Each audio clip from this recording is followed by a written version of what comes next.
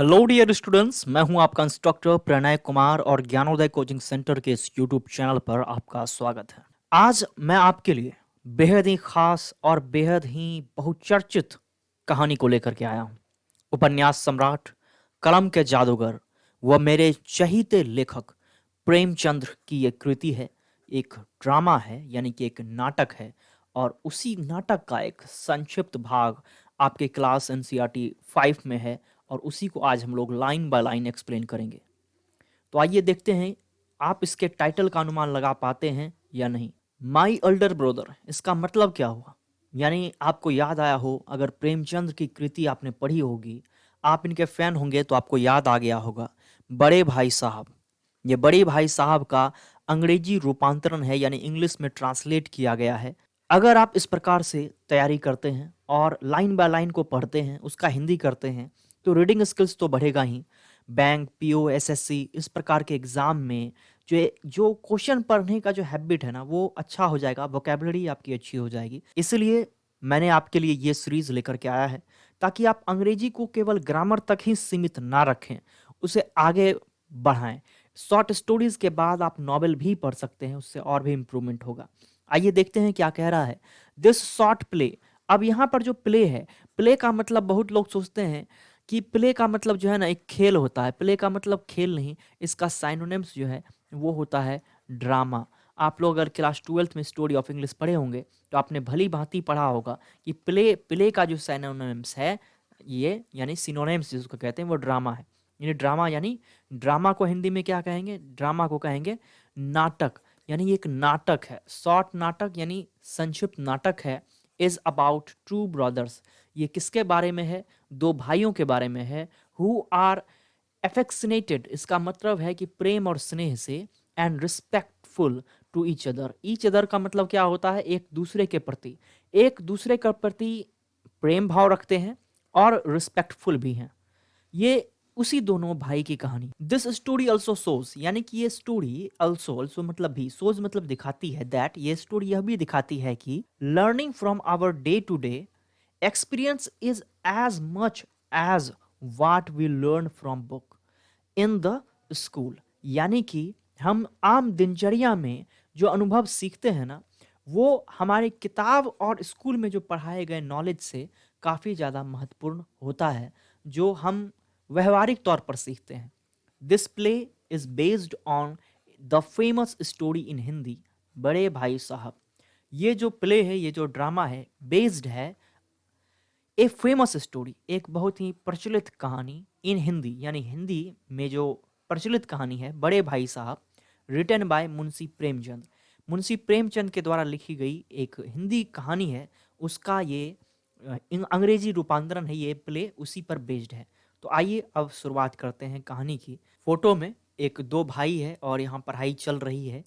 ये दोनों जो है, पढ़ाई इसलिए चल रही है क्योंकि किताबें हैं, तो अनुमान लग जाता है कि पढ़ाई हो रही है। अब चलिए लाइन बाय लाइन इसको देखते हैं।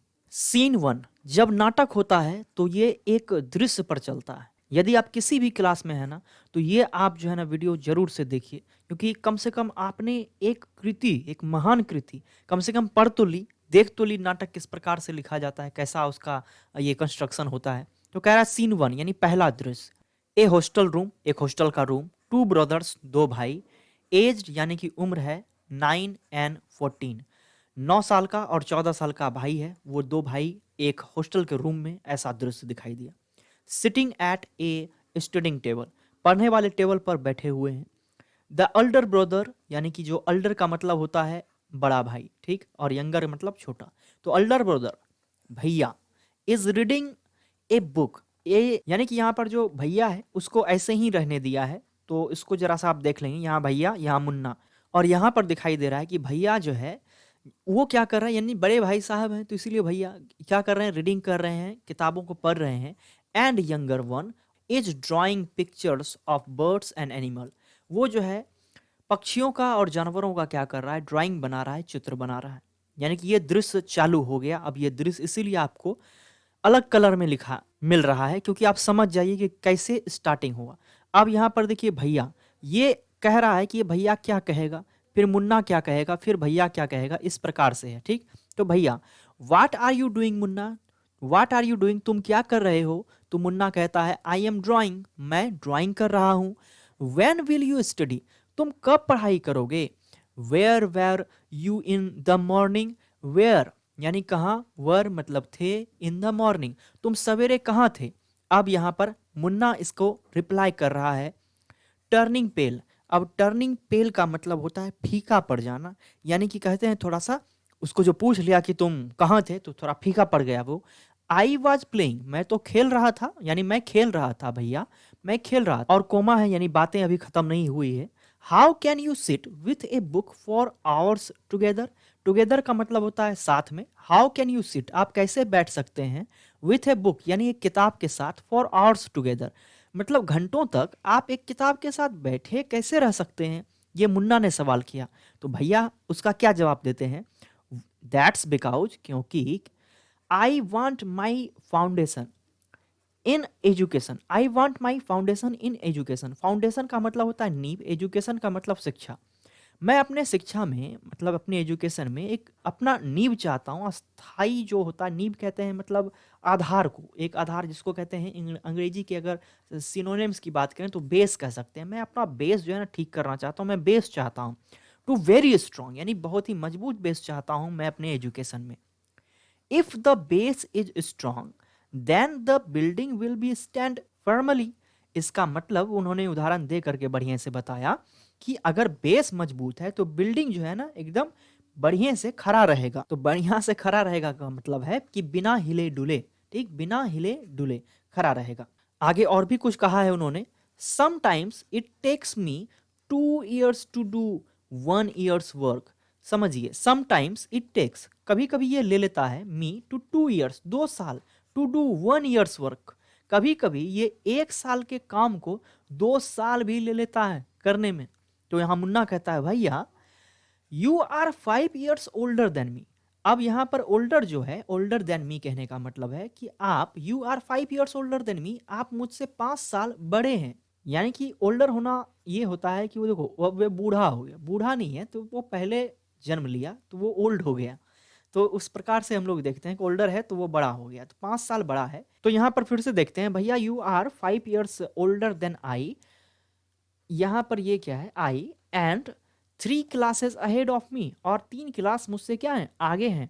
I wondered why you keep writing the same word 20 times। मुझे तो आश्चर्य होता है कि क्या आप एक ही चीज को 20 times क्यों लिखते हैं, एक ही चीज को आप 20 बार क्यों लिखते हैं। One sentence more than 20 times and copy poem several times in beautiful letter. अब समझिए क्या कह रहा है कि क्या करते हैं, सेंटेंस को भी कई बार लिखते हैं, 20 बार, और कॉपी करते हैं यानी नकल करके उतारते हैं कविताओं को सेवरल टाइम्स यानी बहुत बार, इन ब्यूटीफुल लेटर्स यानी कि सुंदर अक्षरों में। कविता को बहुत बार आप उतारते रहते हैं, लिखते रहते हैं, ऐसा क्यों करते हैं, मुन्ना ऐसा सवाल करता है। तो ये 5th क्लास में है, तो उसी स्तर से ये देखिए कितना बढ़िया रोचक बना रहा है। You know studying English is not child's play, तुम जानते हो कि अंग्रेजी पढ़ना, अंग्रेजी सीखना नॉट चाइल्ड्स प्ले, बच्चों का खेल नहीं है ये। तो चाइल्ड्स प्ले का मतलब होता है नॉट एन इजी टास्क, मतलब ऐसा कोई चीज जिसको फट से तुरंत कोई नहीं कर ले, यानी बच्चों का खेल नहीं है अंग्रेजी सीखना। तो देखिए आप ही को कहीं तो नहीं कह रहा है, तो इसको इंटरेस्ट के साथ पढ़िए, कम से कम प्रेमचंद की कृति को आप पढ़ रहे हैं, इस हिसाब से भी इसको पढ़िए। वन हैज टू वर्क, अगर किसी को काम करना है, वेरी हार्ड बहुत ही hard, in order to learn the subject, यानी कि सब्जेक्ट को सीखने के लिए, टू स्पीक और राइट इंग्लिश प्रॉपरली, यानी इंग्लिश को बोलने के लिए और लिखने के लिए प्रॉपरली यानी सही तरीके से, ट्रेमेडस इफेक्ट इज रिक्वायर्ड, यानी कि उसके लिए बहुत गहरा इफेक्ट, उस पर सॉरी इफेक्ट नहीं है वहां पर, वो झप गए, एफर्ट है, यानी उस पर बहुत ज्यादा एफर्ट लगाना पड़ता है, यूं ही नहीं हो जाता। But the moment you get a chance, अगर एक क्षण ऐसा मिलता है तुमको कि अगर तुम्हें वो मौका मिल जाए, यू रन टू फील्ड, यानी run to field, run to the field का मतलब फील्ड मतलब होगा क्षेत्र, और रन रन यानी भाग जाओगे, तुम तो मैदान छोड़ के भाग जाओगे। Play marbles and fly paper kites, और तुम तो फील्ड छोड़ के भाग जाओगे, यानी कि भाग जाते हो तुम फील्ड छोड़ करके, और मार्बल्स यानी कंचों के साथ खेलते हो, पतंग उड़ाते हो। और sit idling away with friends, इसका मतलब होता है बिना काम का, बेफालतू का तुम बैठे रहते हो अपने दोस्तों के साथ फॉर फन, यानी हंसी मजाक करने के लिए। You can't sit down and study, क्या तुम बैठ के पढ़ नहीं सकते हो? ये कौन कह रहा है? भैया। यानी भैया और मुन्ना, दो बच्चे यहाँ पर दृश्य में दिखाए गए हैं, दोनों भाई हैं और दोनों के बीच वार्तालाप चल रही है। अब आगे देखिए, मुन्ना कह रहा है, ओ भैया, there is a big mela in the village today. अरे आज तो एक बहुत बड़ा मेला हो रहा है हमारे विलेज में। शुड वी गो, क्या हमें जाना चाहिए? तो देखिए यहाँ पर वी शुड गो पॉजिटिव में है और इंट्रोगेटिव करने के लिए शुड को वी से पहले ला दिया है। तो वही कह रहा है क्या हमें जाना चाहिए? तो भैया जवाब दे रहे हैं, have you ever seen me, क्या अब तक तुमने मुझको देखा है? Going to a fair, fair का मतलब होता है मेला, किसी मेला में जाते हुए देखा है? और going to watch a cricket और हॉकी मैच, और गोइंग टू कहने का मतलब है और कहीं देखा है जाते हुए कि क्रिकेट और हॉकी का मैच मैं देखने के लिए चला गया? ऐसा कभी तुमने देखा है? I don't go near them, मैं उसके आसपास भी नहीं जाता। आई प्रेफर टू स्टडी, ये बहुत ही एक अच्छा सेंटेंस है। आई प्रेफर टू स्टडी, मैं यानी मैं स्टडी को प्रेफर करता हूँ, मुझे स्टडी करना अच्छा लगता है, ए बुक, किताबों को। आई डोंट माइंड, यानी मुझे फर्क नहीं पड़ता, रिपीटिंग ए क्लास, एक क्लास को रिपीट करने में, फॉर मोर देन 2 ईयर्स, यानी कि मोर देन 2 ईयर्स, यानी मुझे एक क्लास को 2 साल भी अगर मैं कर लूँ ना तो मुझे उसमें कोई दिक्कत नहीं, क्योंकि मेरे नॉलेज में इजाफा तो होगा कम से कम। बट यू, लेकिन तुम, might stay in the same class all your life, लेकिन तुम तो ऐसा हो कि तुम अपने पूरे जीवन में एक ही क्लास में रह जाओगे। मुझे एक क्लास में 2 साल रहने से कोई दिक्कत नहीं, लेकिन तुम तो आजीवन रह जाओगे। ये उसका बड़ा भाई कह रहा है, जैसा तुम्हारा लक्षण है। Do you expect to pass, क्या तुम पास होने की उम्मीद में हो?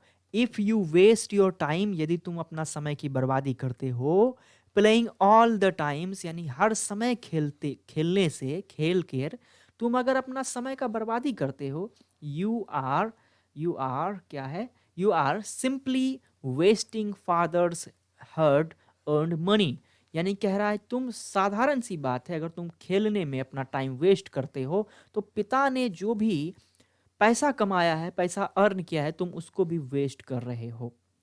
अब मुन्ना, मुन्ना स्टार्ट्स क्राइंग, अब मुन्ना क्या होता है? क्राइंग का मतलब होता है रोना, रोना स्टार्ट कर देता है। ऑन बीइंग स्कॉल्डेड, इसका मतलब होता है डांटना, डांट टपटना। अब जो भैया ने उसको डांटा तो ये क्राई करने लगा, यानी कि रोने लगा। एंड सोबिंग साउंड, और सोबिंग यानी सिसकने की आवाज निकालने लगा, यहाँ पर सिसकने का आवाज भी दिया गया है। अब आगे बढ़ते हैं। अब देखिए मुन्ना क्या कहता है रोते रोते, सिसकते सिसकते, भैया I feel like running away, मुझे ऐसा लग रहा है ना कि मैं दूर भाग जाऊं। एंड गोइंग बैक होम, और फिर से वापस चले जाऊं। क्यों? क्योंकि ये तो हॉस्टल में था। भैया कह रहा है नाउ नाउ, अच्छा अच्छा, अभी कह रहा है स्टॉप क्राइंग, मतलब रोना बंद करो।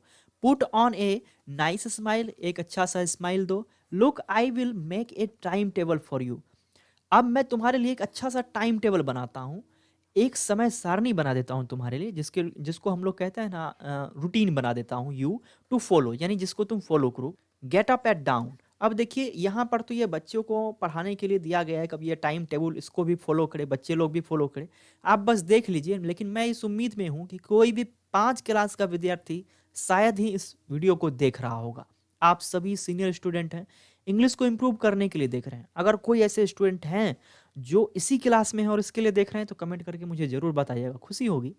तो यहाँ पर वो क्या करते हैं, बड़ा भाई एक जो है टाइम टेबल बना करके उसको दे देता है, यहाँ पर तुम्हारा wash your hand, English, math, history, grammar, ये सब पढ़िए। तो ये सब तो खैर सीनियर स्टूडेंट पढ़ के क्या करेंगे, इंग्लिश को इम्प्रूव करने के लिए पढ़ रहे हैं, मैं ऐसा मान रहा हूँ। तो अब मुन्ना देखिए फिर कहता है, but when is the time to play, लेकिन कह रहा है टाइम, यानी टाइम टेबल जब बनाया तो वही मुन्ना सवाल किया, इसमें when is the time to play, इसमें कब है खेलने का समय? खेलने का समय है कहाँ इसमें भैया? प्ले, खेल। What is the need, need मतलब होता है जरूरत, आवश्यकता, इसकी क्या जरूरत है मुन्ना, खेलने की क्या जरूरत है?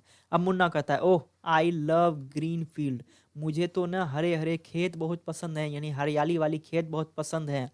द जेंटल ब्रीज, यानी ठंड, ब्रेजेज यानी ठंडी हवाएं पसंद है। I want to jump up like a football, I want यानी मैं चाहता हूँ, टू जंप यानी जंप करना, अप यानी ऊपर, लाइक ए फुटबॉल, मैं फुटबॉल की तरह ऊपर जंप करना चाहता हूँ। आई लाइक द टच, मैं उसको टच करना चाहता हूँ। एंड गो एंड हुतू टू साउंड यानी ऑफ द कबड्डी, यानी कबड्डी खेल करके मैं फुटबॉल की तरह कूदना चाहता हूँ, टच करके हुतू टू साउंड निकालना चाहता हूँ। And the hurry and flurry of volleyball pulls me like a magnet, यानी मैग्नेट जो खींच लेता है, वही कह रहा है मुझे कबड्डी हुतू तुतू वे वॉलीबॉल ये मुझको खींच लेता है लाइक ए मैग्नेट, एक जो है ना मैग्नेट की तरह। As soon as phrasal word है, यानी जैसे ही I am on the field, जैसे ही मैं मैदान पे रहता हूँ, आई फॉरगेट एवरीथिंग, मैं सब कुछ भूल जाता हूँ। ये किसने कहा? मुन्ना ने कहा, जब उसको उसके भाई ने एक बड़ा सा रूटीन बना करके दिया। तो अब सीन 2, अब दृश्य दूसरा दृश्य क्या दिखाता है? The final exam are over, अब जो फाइनल एग्जाम है वो खत्म हो चुका, and the result are out, और अब रिजल्ट भी आउट हो चुका है, यानी रिजल्ट अब आ चुका है। अब भैया देखिए क्या कहता है, अलास, ये दुख जब होता है ना उसमें ये करते हैं, oh alas, I have failed once again, I have failed यानी कि मैं फेल हो गया, वंस अगेन यानी एक बार और। मुन्ना, ओह बट भैया आई हैव पास्ड, लेकिन मैं पास हो गया। Topped and topped my class, और मैं अपने क्लास में टॉप किया। Now there is only 2 years difference between us, अब तो यानी पहले तो जिक्र हुआ था कि 3 साल वो इससे आगे था, लेकिन अब तो केवल 2 साल ही आप मुझसे आगे हैं, यानी कि 2 साल ही केवल सीनियर हैं आप मुझसे भैया। बट माई डियर ब्रदर, लेकिन मेरे प्रिय भाई, डोंट बी सो प्राउड, इतना भी ज्यादा गौरवान्वित होने की जरूरत नहीं, इतना ज्यादा प्राउड मत हो। You have passed only 1 class, तुमने केवल एक क्लास पास किया है। एंड यू थिंक, और तुम्हें लगता है, दैट आई एम स्टूपिड, और तुम्हें लगता है कि मैं एकदम बुर्बक हूँ। एंड यू आर स्मार्ट, और तुम बहुत ज्यादा काबिल हो यानी स्मार्ट हो। Once in a while in ए गुली डंडा game you might get lucky, गुली डंडा गेम में तुम एक बार लकी हो सकते हो। एंड हिट ए गोल, और गोल को हिट कर सकते हो। But that does not mean, एक बार तुम गुली डंडा में लक बस, भाग्यवश तुम उसको टारगेट हिट कर सकते हो, लेकिन इसका ये मतलब नहीं हो जाता है कि you have mastered the game, तुम उस गेम के मास्टर बन गए, यानी उस पर तुम्हें मास्टरी हो गया, ऐसा बात नहीं है। You have to work hard to be successful in life, तुम्हें अपने जीवन में कठिन तपस्या करनी होगी, कठिन काम करना पड़ेगा अपने जीवन में सफल होने के लिए। When you have to study a subject like algebra और जियोमेट्री इन हायर क्लास, जब तुम, देखो फिर से समझो इसको, when you have to study a subject, जब तुम एक सब्जेक्ट की स्टडी करोगे लाइक अलजेब्रा और जियोमेट्री, जब आप मैथ में जैसे जियोमेट्री और अलजेब्रा पढ़ेंगे इन हायर क्लास यानी हायर क्लास में, देन यू विल अंडरस्टैंड, और तब जाकर के आपको पता चलेगा, आप ये समझेंगे कि the importance of hard work, importance hard work का क्या है। तो यहाँ पर थोड़ा फुल स्टॉप लगाते हैं। तो आपने अब तक क्या समझा? उसको डांट ये पड़ी कि अरे तुमने बस एक तुक्का मार करके पास हो गया, इसका ये मतलब मत समझो कि आपने मास्टरी जो है कर लिया। मास्टर किसे कहते हैं? जो उस चीज़ में महारत हासिल हो।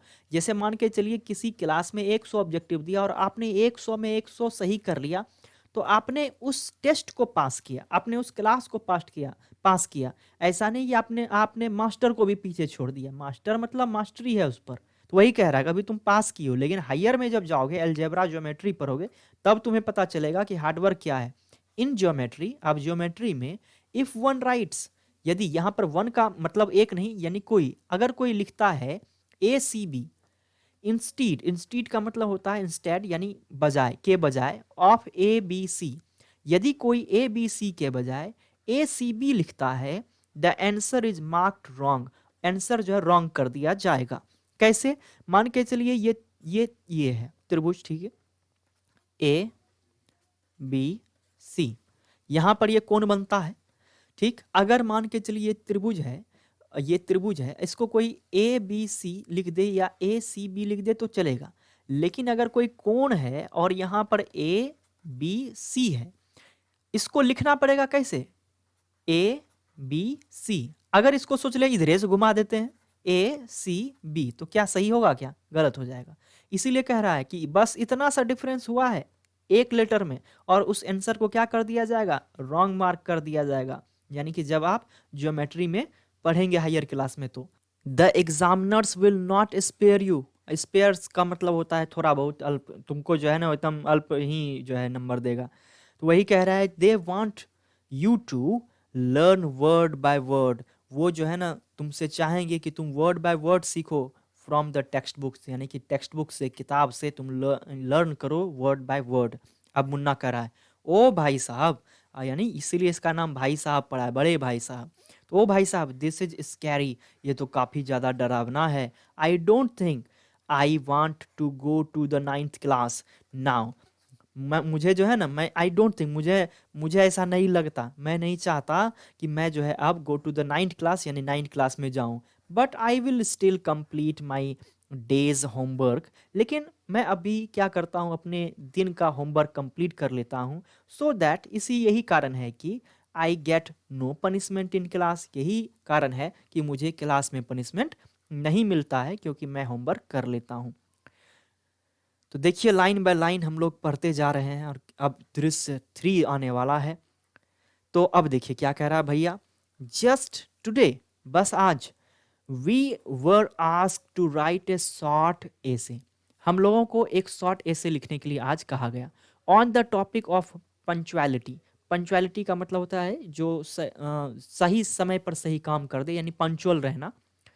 इन 4 पेजेस, अब 4 पन्ना का पंचुअलिटी पे ऐसे लिखने कहा और उसको शॉर्ट बोल दिया है, बताइए। एंड इमेजिन, और कल्पना करो, can something be written on 4 pages, क्या कुछ भी अगर 4 पन्ने में लिखा जाए, तो कैन समथिंग बी रिटन, अगर कुछ भी लिखा जा सकता है 4 पन्ने में, एंड स्टिल बी शॉर्ट, क्या ये अब उसके बाद भी शॉर्ट रहेगा, संक्षिप्त कहलाएगा। It is all mixed up, ये तो सच में बड़ा मिक्सड अप है। अब मुन्ना देखिए क्या कह रहा है, थिंकिंग यानी सोचते हुए, thank God it was time for school और एल्स, ये जो है स्कूल का समय था। The scolding would have gone on and on, नहीं तो ये डांटने डपटने वाला कार्यक्रम जो है ना चालू रह जाता। बढ़िया था कभी, स्कूल का समय अब आ गया। अब देखिए यहाँ पर दृश्य 3 यानी कि सीन अब 3 आ चुका है। अब दृश्य 3 में देखिए यानी कि सीन 3, यानी नाटक जो लिखा जाता है सेम टू सेम ऐसे ही रहता है। कौन सीन चालू हुआ, कितने किरदार क्या क्या कह रहे हैं, ये 5वीं क्लास की इसलिए 2 ही किरदार बनाया गया है। तो कह रहा है द रिजल्ट वेर आउट, अब रिजल्ट फिर से निकल आया। वंस अगेन, एक बार फिर रिजल्ट निकल के आया। And it so happened that Munna passed and भैया फेल्ड अगेन, और फिर से वही हुआ, मुन्ना पास हो गया और भैया फेल्ड हो गया। भैया वॉज रियली अपसेट, और भैया सचमुच में अपसेट था। Munna was also sad seeing his brother so unhappy, और मुन्ना भी जो है ये देख करके कि उसका बड़ा भाई क्या है, अपसेट है, वो भी थोड़ा अनहैप्पी था। भैया नाउ बिकम्स जेंटल, अब भैया भी जो है ना थोड़ा मतलब जेंटर हो गए, यानी कि उसको डांटने डपटने नहीं लगे, सीधे हो गए विथ मुन्ना, मुन्ना के प्रति विनम्र हो गए। बिकॉज ऑफ दिस, अच्छा यहाँ तक लेना था, मुन्ना become naughtier because of this, अब जो है थोड़ा नटखट हो गया इसके कारण। And studied even less than before, और पढ़ने भी लिखने लगा क्या, इवन लेस देन बिफोर, यानी पहले से भी कम सम पढ़ने लगा, क्योंकि वो तो पास हो गया था। अब मुन्ना कहता है, यानी ऊंचे आवाज में, आई एम लकी, मैं जो है ना भाग्यशाली हूँ। आई कैन पास ईजिली, मैं ईजिली आसानी से पास कर सकता हूँ। I can pass easily. I need not study hard, मुझे हार्ड जो है पढ़ने की, कड़ी तपस्या करने की, कड़ी मेहनत करने की जरूरत नहीं है। Now I can play games, अब मैं गेम भी खेल सकता हूँ विथ माई फ्रेंड्स, अपने दोस्तों के साथ। एंड फ्लाई काइट्स, और पतंगे भी उड़ा सकता हूँ। But I should still be careful, लेकिन मुझे केयरफुल रहना चाहिए। दैट क्यों रहना चाहिए कि भैया does not see me flying kites, की भैया मुझे पतंग उड़ाते हुए फिर से ये सब करते हुए ना देख ले, लेकिन मुझे अब स्टडी उतनी हार्ड करने की जरूरत नहीं है, क्योंकि मैं तो पास ही हो जा रहा हूँ। अब देखते हैं आगे क्या होता है।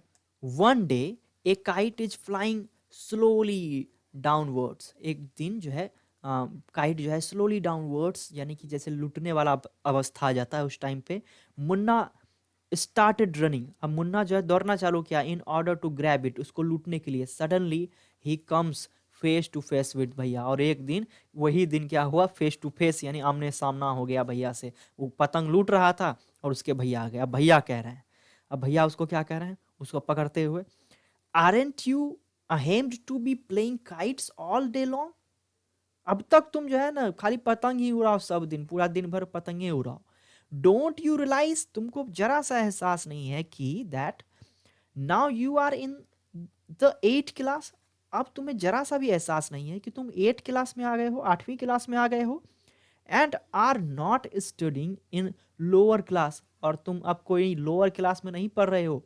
इफ यू थिंक, अगर तुम ऐसा सोचते हो दैट कि I am just 1 class ahead of you, अगर तुमको ऐसा लगता है कि अब मैं केवल एक ही क्लास तुमसे सीनियर हूँ, एक ही क्लास आगे तुमसे हूँ, and I can't say anything, और मैं तुमसे कुछ भी नहीं कर सकता, यू आर रॉन्ग, तुम गलत हो। I am 5 years older than you, you are, मैं तुमसे 5 साल अभी भी बड़ा हूं, एंड विल ऑलवेज बी, और हमेशा बड़ा रहूंगा। Understanding doesn't come only from reading books, समझदारी केवल किताबें पढ़ के ही नहीं आती। लुक एट माँ बाबा, माँ बाबा को देखो, Ma has never gone to school, माँ कभी स्कूल गई ही नहीं, and Baba has only passed 5th class, और बाबा ने तो केवल 5वीं क्लास तक ही पढ़ा। ये जो कहानी है ये 1910 के करीब में लिखी गई है। तो उस टाइम पे ऐसा ही स्थिति होता था कि शिक्षा व्यवस्था थोड़ी बदतर थी। तो वही कह रहा है कि देखो ये था हमारा हाल। तब आगे देखिए मुन्ना कहता है, रियली भैया, इज इट ट्रू, क्या ये सच में सच है, क्या ये सच है?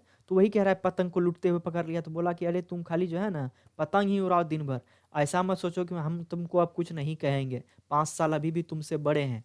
तो वही कह रहा है, आप देखो कि किताबें ही खाली पढ़ने से ज्ञान नहीं होता है। माँ पापा तो स्कूल भी नहीं गए थे, यानी पापा तो 5वीं है, माँ तो स्कूल ही नहीं गई, फिर भी तो बहुत कुछ जानते हैं। अब भैया कह रहा है यस, उसने पूछा क्या सही है? भैया कह रहा है हाँ, देयर आर 1,000 थिंग्स, हजारों चीजें हैं, दैट की they know more than you और मी, यानी हजारों ऐसे चीज हैं, दे नो यानी कि नो का मतलब होता है जानना, मोर देन हमसे और तुमसे ऐसे हजारों चीज हैं जो हमसे तुमसे ज्यादा जानते हैं, एंड इवन और यहाँ तक कि if we have studied the wisdom of the whole world, Ma and Baba will always have the right to explain to us and correct us। यहाँ तक कि कह रहा है even we have study the wisdom of whole world, यहाँ तक कि पूरा संसार का ज्ञान भी अगर हम लोग ले लेना तो माँ and Baba will always the right, इस राइट का मतलब सही नहीं, इस राइट का मतलब होगा अधिकार, अधिकार है हम लोगों को टू एक्सप्लेन अस, हमें एक्सप्लेन करने के लिए, हमें सही और गलत का पाठ पढ़ाने के लिए हमें सही गलत करने का अधिकार माँ बाबा को हमेशा रहेगा। नाउ यानी कि अब, वाट वुड यू डू, अब तुम क्या करोगे, if I were to fall in sick today, यदि मैं आज बीमार हो गया, यानी फॉल पड़ गया, सीक मतलब होता है बीमार, तो तुम क्या करोगे? तो मुन्ना बोलता है, आई डोंट नो भैया, मुझे पता नहीं। आई वुड टेल बाबा, मैं बाबा से कहूँगा, and he would rush to the hostel, और वो फटाक से दौड़े हॉस्टल चले आएंगे। ये किसने कहा? ये मुन्ना ने कहा, जब भैया ने उसको कहा कि अगर मैं बीमार पड़ गया तो क्या करोगे तुम?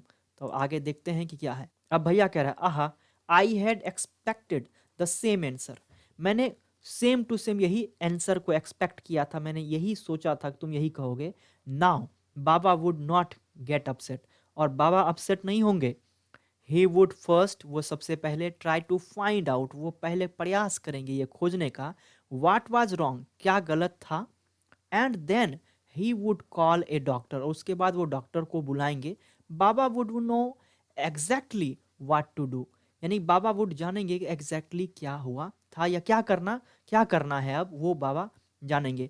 They have more experience than us, उनके पास बहुत ज़्यादा एक्सपीरियंस है, देन अस यानी कि हमसे ज़्यादा एक्सपीरियंस है। अब मुन्ना कह रहा है, with tears in night, tears मतलब होता है आंसू, मतलब आंख थोड़ा उनका भर आया, और कह रहा भैया I am sorry, what you से इज ट्रू, आप जो कह रहे हैं वो सच है। भैया हक्स मुन्ना लविंगली, यानी प्रेम पूर्वक भैया ने मुन्ना को क्या किया, हग कर लिया, यानी कि गले से लगा लिया। अब फिर से देखिए भैया कह रहे हैं गले लगाते हुए, I also like to play, मुझे भी खेलना, एंड फ्लाई काइट्स, और पतंगे उड़ाना, आई लाइक टू यानी कि मैं भी पसंद करता हूँ खेलना और पतंगे उड़ाना, but if I also play, यदि मैं भी खेलने लगता हूं, देन हाउ, कैसे, can I watch out for you, तो मैं तुम्हारा देखभाल कैसे करूंगा। यू आर माई रिस्पॉन्सिबिलिटी, तुम मेरी जिम्मेदारी हो। अब मुन्ना कहता है आई लव यू भैया। अब यहाँ पर चूंकि ये एक शॉर्ट था नाटक, अब यहीं पर ये खत्म हो जाता है। तो इस कहानी का, यानी ये जो नाटक था, एक छोटा सा नाटक का मॉरल क्या हुआ? मॉरल अगर एक लाइन में समझें तो experience is as much important as hard work. कठिन मेहनत से ज़्यादा इम्पॉर्टेंट है आपका अनुभव, एक्सपीरियंस। वही चीज़ यहाँ पर ये दिखाया कि उसका भाई जो बार बार फेल हो रहा था, उसने एग्जाम्पल को तो दिया माँ बाबा का, कि अगर बाबा रहते तो क्या करते। तो शायद उसे भी चेक करना चाहिए था कि वो बार बार फेल क्यों हो रहा है, और उसको वो ठीक करता तो वो पास हो जाता। उसी तरफ दूसरे पहलू में मुन्ना एक हंसने खेलने वाला, सबके साथ हंसी मजाक करने वाला, पतंगे उड़ाने वाला लड़का होमवर्क अपने सही समय पर कर लेता था, और इसलिए वो पास हो गया। इसीलिए कभी कभी स्मार्ट वर्क भी जरूरी है। नीचे जो कुछ वर्ड्स आए हैं, उस वर्ड को यहाँ पर दिया गया है कि आपने आज क्या क्या एक नया वर्ड सीखा। फाउंडेशन, फाउंडेशन का मतलब सॉलिड, यानी कि बेस जो होता है, नींव है। यहाँ से ड्यूल है, ऐसे है, ये सारी चीज़ें हैं, इसको जरूर से देखिएगा। अब उम्मीद है कि वीडियो आपके हेल्प में आ रहा है। लगातार मैं कई वीडियोस के द्वारा इंग्लिश इम्प्रूवमेंट करने की इस सीरीज़ को चला रहा हूँ, ताकि आप में जोश और जज्बा बना रहे। वीडियो आपके हेल्प में आ रहा है तो इसे लाइक और शेयर जरूर कीजिएगा। कमेंट करके मुझे बताइए कि क्या इस प्रकार के और भी वीडियोस आपको चाहिए। चैनल पर पहली बार आए हैं तो सब्सक्राइब करके बेल आइकन को हिट कर दीजिएगा, ताकि ऐसे ही वीडियोस आपको लगातार मिलती रहें। फिलहाल आज के लिए इतना ही, मिलते हैं किसी अन्य वीडियो में।